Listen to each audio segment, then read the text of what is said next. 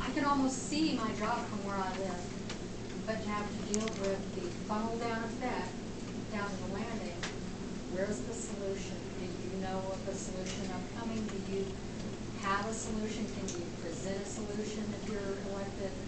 Where's the solution? Tourism dollars are important. I don't work in the tourism industry, so for me, it's like, I'm just frustrated. I don't see it benefiting me, but I'm frustrated about just that funnel down, the 2-lane down to nothing, and people walk the street. You can't get across. It's just probably one of my biggest frustrations with the city. Who thought this up, and how are we going to fix it?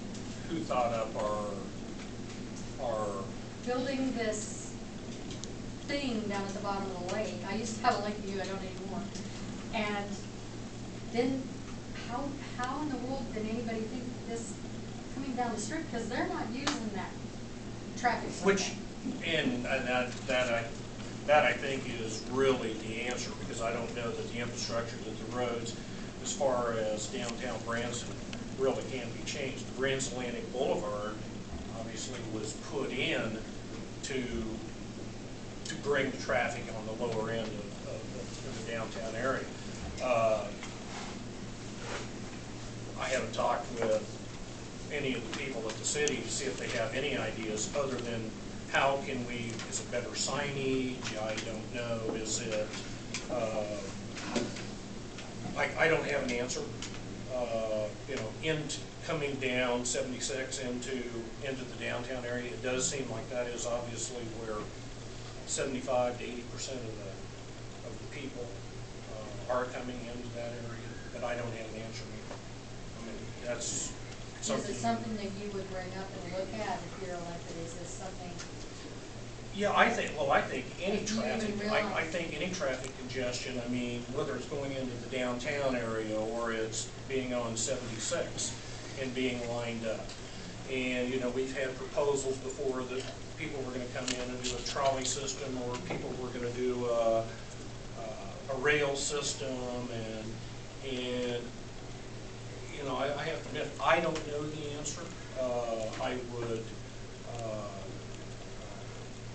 definitely address it if it is a concern. I will say this: I've talked to a number of people. I haven't had anybody particularly bring that question up to me. So. And the company I work for, I'm a dispatcher. After dispatcher trucks out, our guys can get back to the office. I mean, it's a huge problem for us, and we are just right downtown. So, I mean, I guess no one knows, you know, how frustrated the people are downtown. Maybe it's not on anybody's priority list, but I'd like to see it be. Yes, sir. I'm kind of a numbers person, and like you have worked with cities on budgets and everything else like that. And you had mentioned the economy, and I'm sure that you've been hit with everything else under the sun, but a lot of people don't know about AAA bonding and B bonding, you know, that we're B-rated or AAA rated. A few years ago, we were AAA. Now we're B. And you say that we're in a good thing. We've already saturated, so nobody's going to be able to loan us any more money because of the B. They're going to be skeptical because we have a B rating instead of a AAA rating like we used to have. What are you going to do to fix that? Well, let's go back. It's our debt ratio.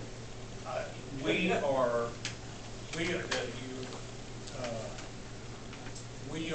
a B rating in the city, because I went through and I sat through the audit committee and listened to the auditor's report that was brought up in committee, that bond rating for the city, and all I can say is from third party that the city hired that the rating for the city is a very acceptable rating, and they are a bondable city. There is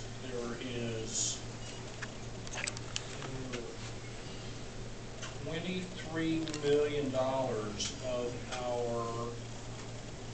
our city budget, I believe, is going to debt service payment. 23 is about a third of our city budget. Question was asked in audit the audit committee meeting, is that acceptable? And they said yes, that cities today that are operating of this same size, their debt service can run 40 to 50%, so they felt we were strong